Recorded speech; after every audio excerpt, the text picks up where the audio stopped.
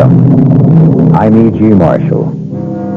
For most of us, is there any more alluring form of minor masochism than the good old-fashioned ghost story? The icy fingers running shivering shocks up and down the spine, playing that fascinating dichotomy of, this might have been me, but, oh, thank the Lord it wasn't. So this ghost story begins with Joel and Jane Trent, early 20s, married 8 months, starting out in life with a future unlimited, except the present unfortunate necessity of counting every penny to make life work and to live in some dignity and comfort. And then, the fabulous break, or what seemed a fabulous break, that marvelous ad in the classified section of the Sunday Chronicle. Joe, I found us a home. Are you listening? All ears. Eminently desirable, 2 bedrooms and bath for the right couple. Fully furnished, sublet for at least 2 years. Please, not before 10 a.m. Sunday, HSM Apollyon, 27 Southwest 62nd Street. So? So what? That's right off Central Park. It cost a fortune. I saved the best for the last. Rent, $200 a month. 1 month's security. Oh, there's got to be something wrong with it. Why? It's too cheap. Does that mean we can't look at it? No, we'll be there on the dot, fighting the line. What have we got to lose? What indeed? And don't be afraid of a crowd. Yours is the only paper this ad will appear in, because it's you I want. One advantage of being a rather special printer's devil.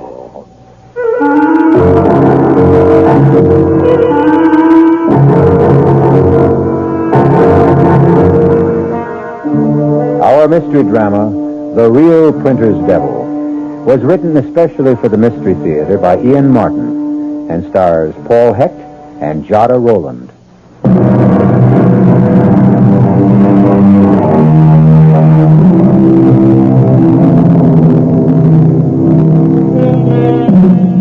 Could there be a more mundane, run-of-the-mill beginning to a really haunting ghost story than 2 young people on the way early on a bright Saturday morning to answer an ad for a sublet furnished apartment? But such an apartment. From their point of view, a steal at the price, at the location, containing everything they ever wanted, a long-term lease, a promise of heaven. But from another point of view, oh, well, that, as we shall see, is the hell of it. The rooms will be small. So, how big are we? It'll be crawling with cockroaches. My best friend's uncle's cousin is an exterminator. It did say 2 bedrooms, didn't it? That's what it said. The second one is probably just a walk-in closet. So, I'll build a fresh air duct to it. A crib doesn't take all that much floor space.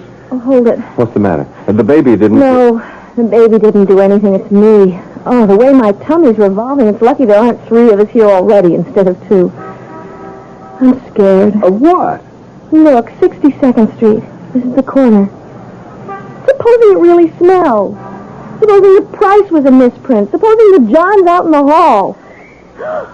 Suppose someone got there first and took it. No way, no way. It isn't even 10 a.m. yet. Oh, never mind. Let's get going. What was the number? 15? 17? 27. There it is, on the other side of the street. Oh, it's an attractive building. Yeah. Hey, there's a nice little garden around the main door. And it looks so well kept up. Oh, Joe, it just seems too good to be true. Well, come on. Let's find his bell. Ah, here it is. HSM Apollyon. That's our fairy godfather. Don't call him that. I don't care how gay he is. The apartment's all I care about. Press the bell. Okay. Be ready when he buzzes down. Yeah. Oh, why doesn't he answer? Maybe he's in that John down the hall. Oh, you... Enter, my love. Oh, I love the carpet. Bittersweet. I hope nothing I said hurt his feelings. Well, the elevator's waiting. Let's get it over with before I faint. I have a few butterflies myself. Got the floor number? Yeah. And we are off. Everything's so clean and efficient. Well taken care of. You sure it wasn't East 62nd? No, look, here, 27 West. I hope it's not too high up. What floor is it? Oh, forget it, darling. Ask her later. Well, here we are. Aha! I thought I heard the lift. My Anglican background, or I should say English. Elevator, I meant, of course. Are you here to see the flat? Apartment, I mean, naturally. Yeah, we are. I'm Joel Trent. This is my wife, Jane. H.S.M. Apollyon here, and won't you come in? You know, everyone always thinks I must be retired Navy or something. HMS, you know.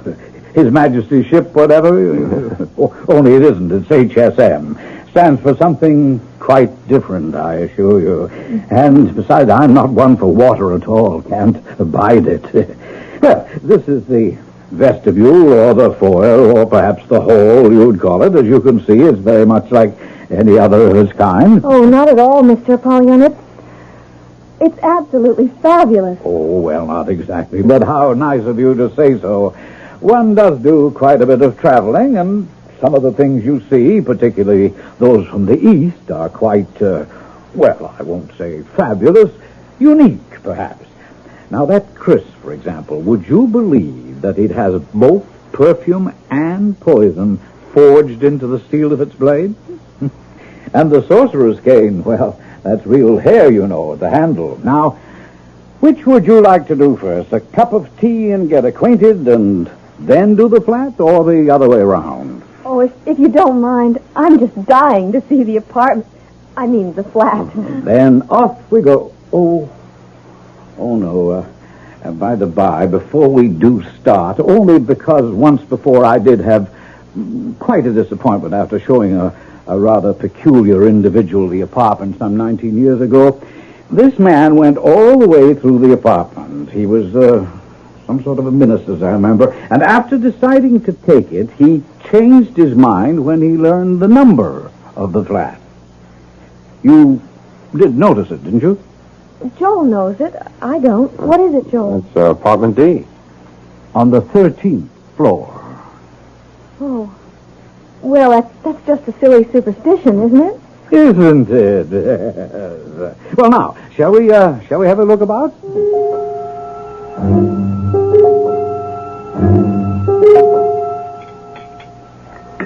Do you take sugar with your tea, Mrs. Trent? 1 month, please. But really... Mr. Trent, or would you prefer something stronger? No, tea's just great. 2. Lumps, I mean. How about milk, Mrs. Trent? No, thanks. Neither of us. But really, Mr. Apollyon, this is awfully kind of you, but we must be holding you up. I'm sure there'll be loads of other people in answer to your ad. Well, they're not here yet, so we can enjoy our tea, eh? Besides, my dear, I have a sneaking suspicion that... your cup, Mr. Trent. Thank you. That not so many people are going to turn up in answer to the ad. For a dream apartment like this, I can't believe that. I was surprised there wasn't a line a mile long. Well, how nice both of you are.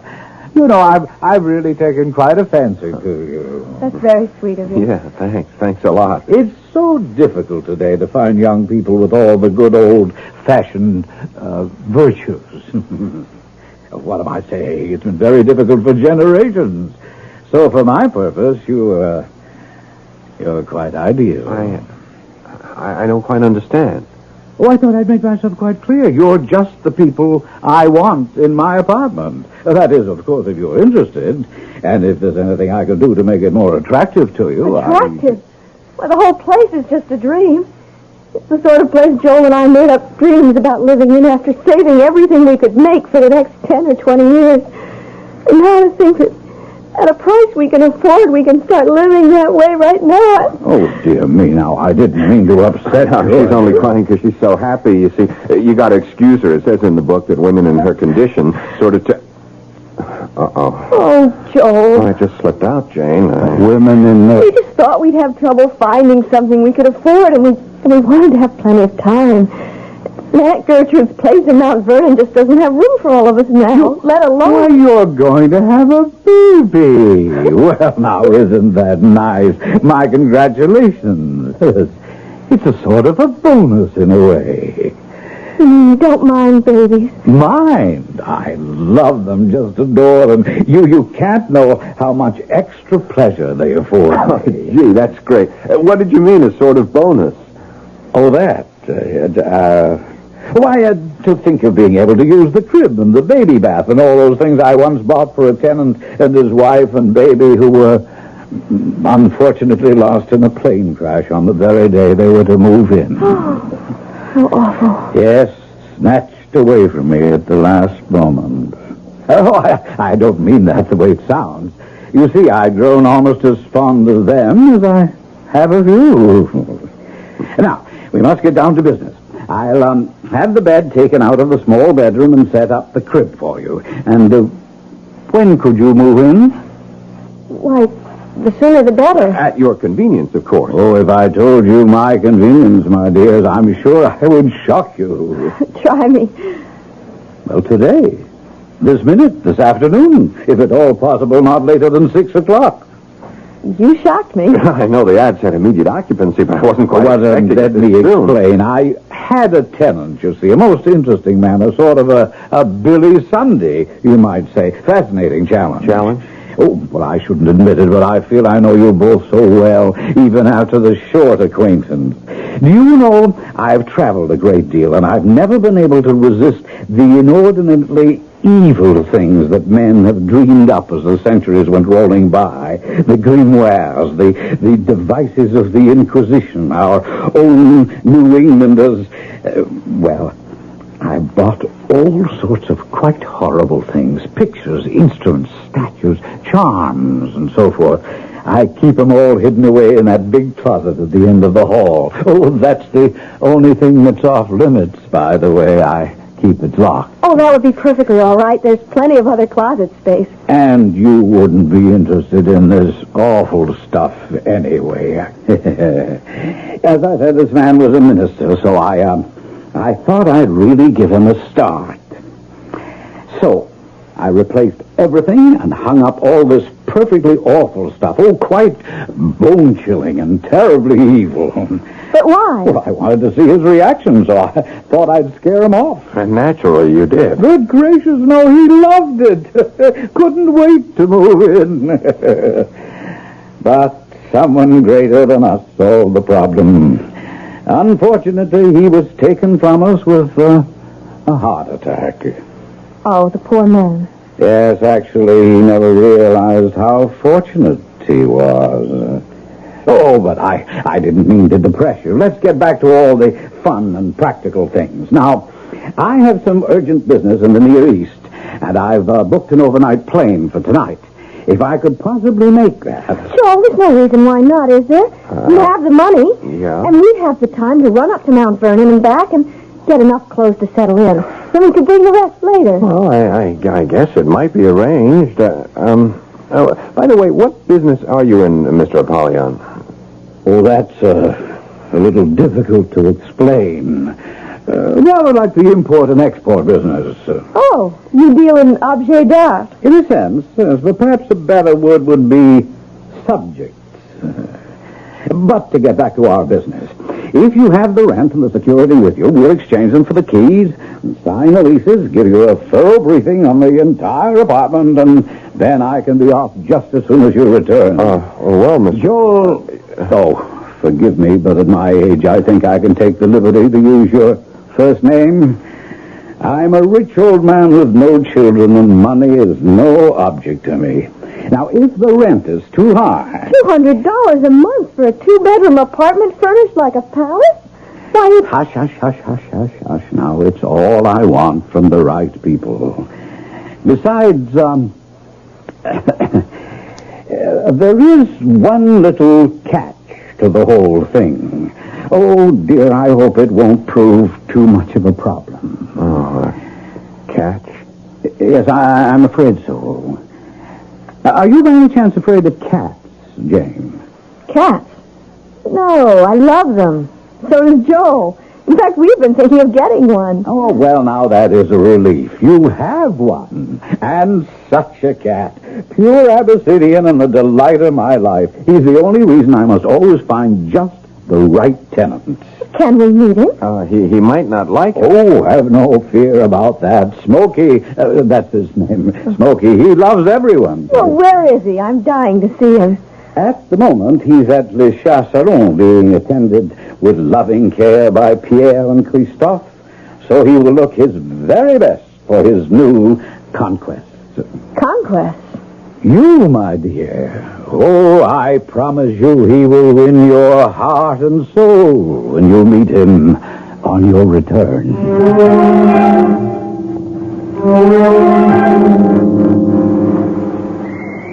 Well, what do you think? Oh, darling, it's marvelous. Just what we need. Yeah, and just what we can afford. You won't have to go tiptoeing around Aunt Gertrude's every night. We both won't have to take a subway and a bus for 45 minutes to get to work every day. We could even walk. Jane, darling, the whole wide world's our oyster. Don't you agree? Yes. Yeah, but something is bothering you. Oh, I know it's silly. It's just that 13.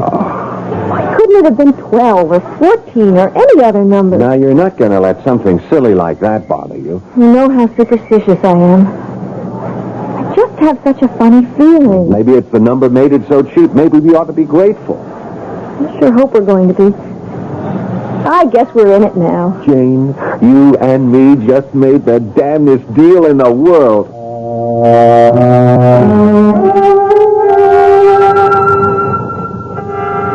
If only Joel could know how prophetic those words are. If only all of us were a little less gullible, the devil might have a long, hard task that could even discourage him. And if only he'd just take the people who are going his way. Why is he driven to tempt and maneuver and triumph by winning the others by artifice and indirection? Is it because he was once an angel, and when Lucifer fell, in his own shame, he must drag the rest of the world into the pit with him? I'll return in a moment with Act 2.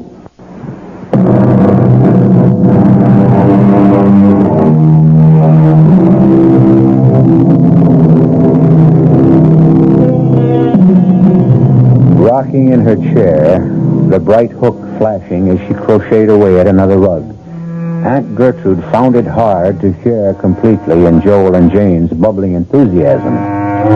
2 reasons. One, she knew how large a gaping hole they would leave in her lonely life. And 2, Aunt Gertrude was a pragmatist. You say only $200 a month for that apartment. Where shall I put my baseball spikes? Oh, Lord, do we have to take those? What did you say, Aunt Gertrude? Well, I just can't get over the price. It's a giveaway. I know, but we do have to take care of the cat. Oh, my, such a chore. Open a can twice a day. Don't forget the litter pan. Now, don't change the subject. Tell me, what's wrong with the apartment, I wonder? There's something fishy. Auntie, you had Bob Anderson go over the lease with a fine-tooth comb. And he's a real estate lawyer. Oh, I'm quite satisfied with all the legal aspects. It's just, I don't know, something else gives me a funny twinge in the left shoulder blade. Used to be a kind of storm warning. Well, now I guess it's just arthritis. Don't worry about us, Andy. And please don't have any doubts. Why, have you been having For some... the love of Mike, would you 2 Cassandras, would you lay off? Here we have the break of a century. Oh, you're quite right, Joel. I guess I'm getting so old that the milk of human kindness is beginning to sour. Now, I feel just like both of you. It's just too good to be true. And to be practical, it does solve all our problems. There really isn't room for the 3 of us in this tiny apartment of mine, and when the baby comes... Like the clowns climbing into the midget car. I'm going to miss not being part of bringing up that baby, though. Oh, you'll have plenty of chance. I'm going to leave that bed in Baby's room as well as the crib.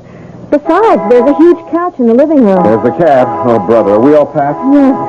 Well, I guess this is it. I'll take the heavy suitcase out first. Oh, it's going to seem strange with only 1 instead of 3. At least we're not changing numbers. Well, the cat makes 3. He's pretty special. He's an Abyssinian. Oh, what's that? Oh, they're gorgeous. Looks like a Siamese with blue eyes and a lovely gray coat, like the gray in Chinchilla, only shorter. His name is Smokey. Come on, Jane. He ruffled the bustle. Our chariot's waiting. Oh, wait a minute. I need the phone number. Jane, take a couple of the shopping bags out, will you, honey, while I write it down for Andy? Sure. Oh, how did you get the number? I forgot all about it. I took it off the bedroom phone. Let me see. 313 1 1313. Oh, my, that's a terrible number. Especially after apartment 13D. Janie doesn't know it yet. I want to break it to her slowly. You superstitious people. Oh, I got a twinge in my shoulder blade now like I was bit by a horse. Who was bit by a horse? No one, dear. Come on, grab the rest of this gear before our impatient hacky runs out on us. Come on, be right out. Oh, Jane, I'm going to miss you. Oh, me too. So will Joel. What the heck? It's not the last time we'll be seeing each other. Don't forget we're having dinner Thursday night at the New Deer. Oh, that reminds me. Just in case I forget the address, can I have your copy of the newspaper? Yeah, oh no, I left it downtown. Oh. Don't worry, I picked you up a fresh copy. The ad is on page 37, column 5, first one in furnished apartments. Now, look, this really is goodbye. Let's go. I'll worry about you. Promise me to call as soon as you're settled. Okay. Oh, it might be almost midnight. Come on. Now, that's the last call. It sounds like the trump of doom. Oh, goodbye, Goodbye, darling. Annika. We'll call you. Don't worry. All right, dear. Oh, I better get that address written down before I forget. Let's see. 37. Column 5. Oh, furnished apartment. Here we are. Oh, that's very strange. The ad isn't in this paper. There's no ad at all.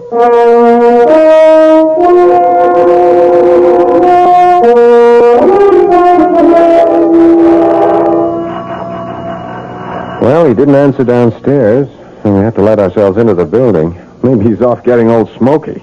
Well, I guess we should just use our keys and go right in. Well, that's what we paid the rent for. You want the honor? Oh, no, I'm terrified to let go of this bag with the eggs in it. You open the lock. Okay, here goes. I guess we need the bottom one, too. Yeah. Mr. Apollyon? You try, you're louder. Mr. Apollyon. Oh, look. It must be Smokey. Hey, Smoky boy. Oh, isn't he cute? Rubbing himself against your leg, just as if he'd known you all your life. Well, where's Apollyon? Hey, you don't suppose that he's... Look at Smokey. He's backing you off as if he was inviting you to come in. Look, leave the rest of the gear here. You dump that stuff in the kitchen while I look through the rest of the house. Joel? Joel? Yeah, Jane, what is it? There's a note on the refrigerator door explaining everything. There's nothing to worry about. Oh, what happened? Darling, you know the oil shortage. They canceled the plane he was to leave on because of too few reservations, but offered him a seat on an earlier plane. Well, that's a relief. What are you getting all head up about? I don't know, Jane. I just had a kind of nutty feeling. I don't know what to call it. Death, I guess. I honestly thought I was going to find that nice old man lying somewhere with a heart attack or something. Yeah, I feel silly enough as it is. Now Smokey's laughing at me. Not him. It's explained on a very detailed note on the fridge. It's Smokey's dim time. Oh. He's hungry. Look what he gets. Ugh, looks like raw flesh. Well, whatever it is, you can see he loves it. That cat is losing its attraction for me. Oh, don't be a goon. Look how crazy you are for steak tartare. Well, that's different. You give him some mouthwash after he's through. Where are you going? I'm going to bring the rest of our stuff in. Great, just dump it in the bedroom. I'll sort it out later.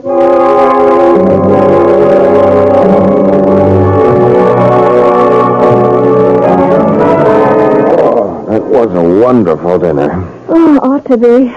Took long enough. What time is it? Gee, I don't believe it. It's just midnight. Oh, it's been a long, glorious, wonderful, relaxing... What's that? I don't know. Joe, that was a shot. Oh, don't be silly. She walked out on him and shut the door. She? Or he, someone. Didn't old HSM give us a rundown on our neighbors? Let's see. According to the bulletin he left on the fridge door, upstairs, no problem. A very ancient hermit who winters in Florida and seems to estivate in summer? What's that mean? Advantages of a classical education. If you sleep through the winter, you hibernate. If you sleep through the summer, you estivate, from the Latin estivare. And I thought the Greeks always had a word for it. I'm pulling your leg. I haven't the faintest idea what it is. What's the poop on our other cliff dwellers? Let's see. A, across the hall, is a widow who just left on a round-the-world cruise. B, next door, is a couple of swingers who never seem to be home at the same time. And next door are two young kids he thinks we'll like, who go to the movies and theater a lot. Okay, I'll blame the noise we heard on the swingers. Let's hope that's their last contribution for tonight. Well, we're forgetting the dishes tonight. Oh, good. We're going to bed and pull the covers over our heads. It mightn't be a bad idea. Okay, let's go. Well, what are we standing here for? You're not just standing. I have my arms around you, and I'm loving you, and I'm wondering if maybe I was just the most trusting, gullible dum-dum in the world, and maybe you should fetch me a smart karate chop to the left temple. What are you talking about, my darling idiot? I'm just wishing your darling idiot hadn't taken all our dough and paid it out in cash for security and the first month's rent. How's the bed? Like floating on air. Then look a little happier. I'm just remembering I forgot to call Aunt Gertrude. Well, you can't call her now. It's after 1 o'clock. Hey, where are my pajamas? In the old beat-up case on top. Toilet stuff, too. Oh, but before you do that, could you do me a favor? Sure. I forgot my calcium pill. It's with all the vitamins in the kitchen. Okay, I'll be right back. Oh, Lord. Please don't let me have made a terrible mistake. I loved this apartment so at first, but now... Joel? Who's that? No. Please. Oh, Smokey. Oh, what a start you gave me jumping on a bed like that. Oh, you mad at me? Why are you looking at me like that? Did I forget to say goodnight? What is it? You want me to come somewhere? Oh, maybe I should have given you some milk. All right, we'll take care of it. No, the kitchen's that way, not... Where is it you want to go? Joel, come here. I'll be right there.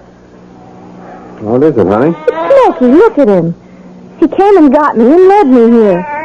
And he seems desperate to get into this closet. Well, that's the one Apollyon has all his little ghoulish treasures tucked away in. We couldn't open it anyway. It's locked. Try it, just in case. There may be something in Smokey's that got locked in there by accident. Okay, here goes. Oh. Oh, how terrible. How terrible. And vicious. And unspeakable. And vile. Oh, no wonder that mess. Oh, Joel, close it up. Oh, just shut away that horror. Oh, for God's sake, take me to bed and help me forget I ever saw it. Okay, honey. What about Smokey? Whatever it was, he found it and ran and closed that door up. Shut it.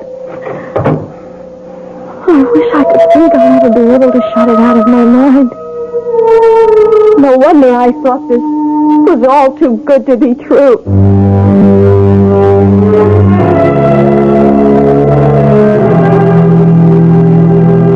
Too good to be true? Better to interpolate and make it read, too true to be good. Poor Jane and Joel. But how were such simple, ordinary people to know the language of black magic? Or that HSM Apollyon is only a synonym for the more familiar and deadly spirit we usually call the devil? I'll be back shortly with Act 3.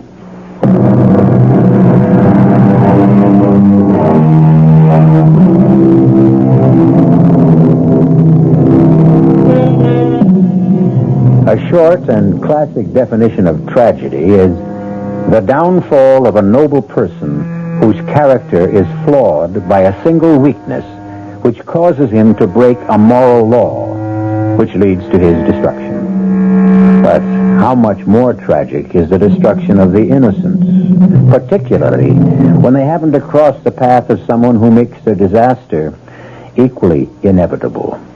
Which brings us back to Joel and Jane Trent. Jane? Yes, darling. You stopped shaking. You think you can sleep now? I'm sorry I was so childish before. I think it's because I'm carrying one. Oh, you aren't childish. I'm just the same. I got the willies, too. I guess it's just because it's all so strange to us. I think so, too. Well, let's get a good night's sleep, like everyone else has had. Good Lord, what was that? I don't know. It's from upstairs. It must be the old man. What's happened to him? I don't know. Just pay it no attention. Pay it no attention? No one could sleep with that noise going on. I'm going to go up and tell him to stop. No, please, don't do that. Please don't go up there. Oh, why not? Are you going to be ill? No, it's... that, up there. Oh, you mean our noisy neighbor? I'm scared, Joe. I've had about all I can take, and that noise is really driving me up the wall. Yeah, me too. I know what I'll do. I'll call the superintendent. Got his number on the sheet? No. Wouldn't you know it's the one thing he left off? It's just his apartment number, 1A. Oh, yeah. Look, I'll take a run down in the elevator and get him to come back up and see what's going on up there. Will you be all right alone? Yes. No.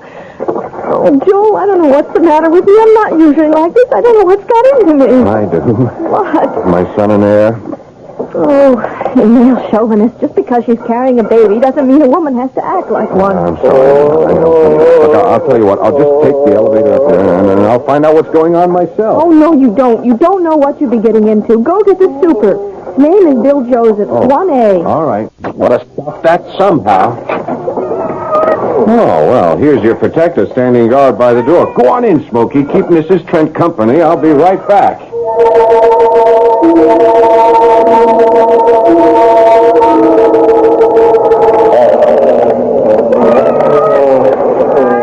That ghastly racket up there doesn't turn you a hair, Smokey. Then you're a male cat, so I suppose that makes us totally different breeds. Joe? Yeah, Jane, it's just me. Would you believe it? That damn elevator's out of order. I rang and rang. It just stays in the first floor. That damn racket's still going on. Yep. Only one it doesn't bother is old Smokey here. Joe, are there fire stairs? Yeah, but I'm not going down any 13 flights just to find a locked door. All the doors, even ours, have a safety lock on them. What are we going to do? Well, first off, I'm going upstairs to tell Barnacle Bill, or whatever his name is.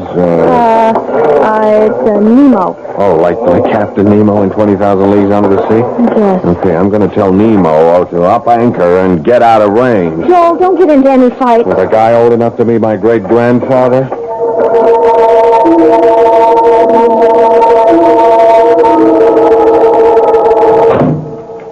Joel? Yeah, it's okay. It's me, Jane. Half a sec.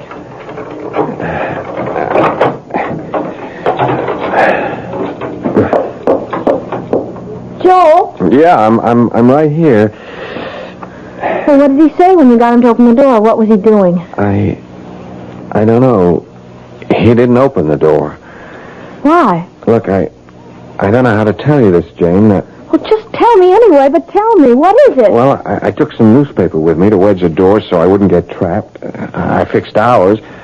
Then when I got to the top of the stairs, it was a different kind of door. Well, what do you mean, different? Well, it was, one of those heavy steel fire doors with the big heavy strap bars you slide home. So why would 14 have a different kind of door from ours? Because... Well, look, Jane, darling, maybe I just try to skip the... Well, you better not, or I don't know what might happen to... Well, all right, take it easy. Just hang on, because I'm going to have to give you a real rocker.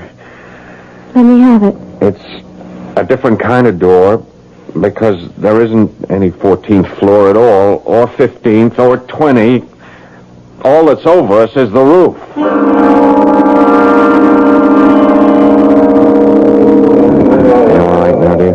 What's that you've been giving me? Oh, Brandy, I had a good jolt myself. The sound is still there. That's right. What causes it? Something loose up there on the roof? No, I searched it thoroughly. It's not coming from the roof. Where? The neighbors? I checked that out. Whatever other lies Mr. Apollyon told us, there isn't anyone in any of the apartments on this floor. I've done everything but break down the doors to make sure. Well, what are we going to do? I can't take this all night, Joe. Nobody could. I am going to call the police. I don't know what we've gotten ourselves into, but we are now getting out. Oh, I'm afraid it's a little too late for that, Mr. Trent. Apollyon, where the devil are you? Sitting right in front of you, in his other form. Smokey. I should have known from the beginning, from his eyes. Shine a strong light in a cat's eyes, and what happens? The pupil closes up. Into a long, narrow slit. But in a human being? It closes into a tight, round, dark circle. Like Mr. Smokey. Look as the lamp shines in his eyes. Yes, very observant, Jane. I should have been more careful. But since the illusion serves no function anymore, Huh. Might as well resume my Father Christmas skies. Normally, I wouldn't have had to return to it except for you. Why not? Oh, people act in so many strange degrees. Some just go to sleep no matter how strange the noises. Some trap themselves between floors. Some very hysterical ones try to leap from roof to roof. Some break through the neighbors' doors and meet quite unexpected deaths, since there's nothing but space beyond them. And some sit awake all night, not realizing that morning will never come again. And some are a little troublesome. But none escape? Well, it wouldn't be very good for my reputation, would it? Who are you? Oh, Jane, you tease me about my classical education. Little good it served me. Apollyon, of course. A synonym for the devil. And the HSM? His satanic majesty, I presume? We all have our little conceits. Well, this time, maybe we can take that conceit down a peg or two. Not with the phone. It's not connected. As a matter of fact, it doesn't really exist. Huh? Listen. Now what? Well, if you will forgive the devil quoting scripture, or to be more exact, the book of common prayer, as it was in the beginning, is now, and ever shall be. You'd kill us? Oh, my dear, as attractive as they are, I have no interest in your corporeal presences. The soul is all I'm after. Oh, you won't get ours without a fight. Oh! There was no pain, my dear. You killed him. But you won't get me. Jane, it's too late. The contract is made. The elevator. The elevator. No, don't step in there. The car is...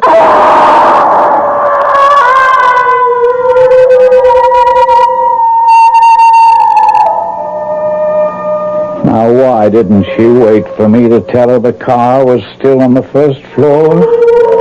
Poor, crushed little sparrow.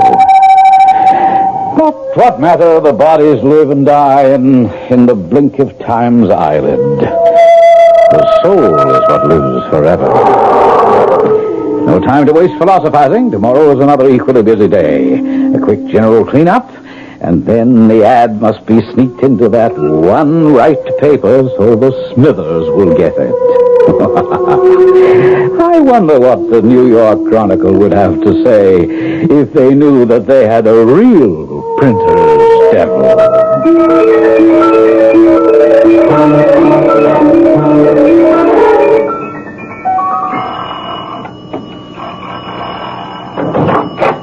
Yeah? Oh, look, my name is Gertrude Conway, and my niece and her husband are renting Mr. Apollyon's apartment. Now, I've been trying to call them ever since last night, and I have now not only been informed by the telephone company that there is no such number, but that there could be no such number. Also, Jane, my niece, she promised to call me if I didn't call her, and even if she thought last night was too late, she would have called this morning. You see, she's going to have a baby. Well, then, maybe she went to a hospital. In the middle of her second trimester. Huh? The baby is less than 5 months old. Oh. Still, It doesn't matter anyway. Now, I've checked with all the hospitals, and she has not been admitted. Now, I'm worried something may have happened. I want you, please, to take me up to the apartment with the keys. Oh, what apartment? Mr. H.S.M. Apollyon, who sublet it to them. Lady, we ain't got no Mr. Apollyon on it, or whatever his name is in this building. Oh, certainly you have. This is 27 Southwest 62nd Street, isn't it? Sure, that's right. Oh, very well. It's apartment 13D. 13D? That's right. Well, that solves the whole problem. Oh, good. There ain't no apartment 13D in this building. What? Point of fact, lady, there ain't no 13th floor. You know, like most New York buildings. We go from 12 to 14 and then right up to 30. Are you sure? Look, I've been running this building for 22 years. Oh, my God. I have this terrible feeling there's something awfully wrong. Nothing unusual happened around this building last night or in the neighborhood. No, quiet as a church, ma'am. Not even a mugging. And believe me, I get all the word when Officer Strauss drops in for his morning coffee. But two healthy young people can't just disappear into thin air.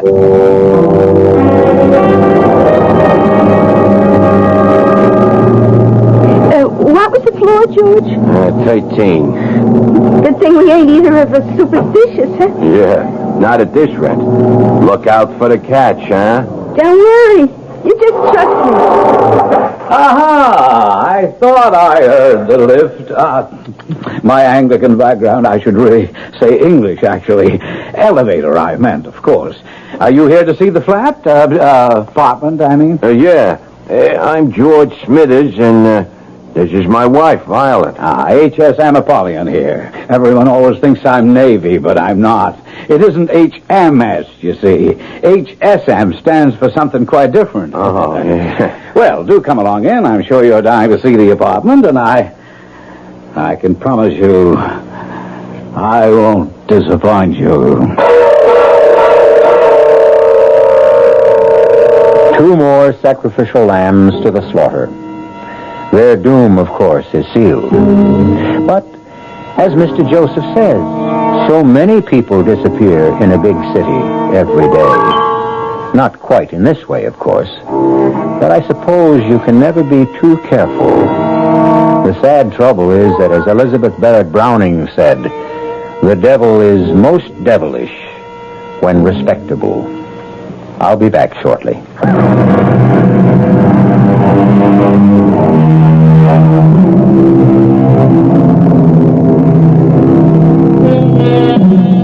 Caveat emptor, the Latin phrase which says, let the buyer beware.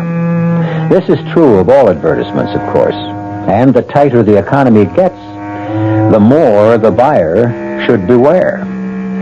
But we wouldn't want to suggest you need fear the kind of ad we have featured tonight. In the beginning, we promised you a spine-tingling ghost story, which featured the 2 phrases, too good to be true and too true to be good. As a good night, we just like to suggest it was all in fun. And even if it wasn't true, we hope you found it good. Our cast included Jada Rowland, Paul Hecht, Ian Martin, and Bryna Rayburn. The entire production was under the direction of Hyman Brown. Now, a preview of our next tale. We've been married for 20 years, happily married. You can't throw years away like old shoes. Destroy everything we've built together. Everything we've come to mean to each other. I'm powerless to do anything else. Well, I am not. What do you mean? I mean that you're suffering from some sort of aberration. You're sick, Norman. Mentally sick. And I am not letting you do anything as stupid, as disastrous as marrying that girl. I will not divorce you, Norman. Agnes. No, Norman. In a few months, it'll all be over. This sudden romance of yours will be dead. Stone cold dead. No. In a few months, I will be stone cold dead. Radio Mystery Theater was sponsored in part by Buick Motor Division and Anheuser-Busch Incorporated, brewers of Budweiser. This is E.G. Marshall inviting you to return to our Mystery Theater for another adventure in the macabre. Until next time, pleasant dreams.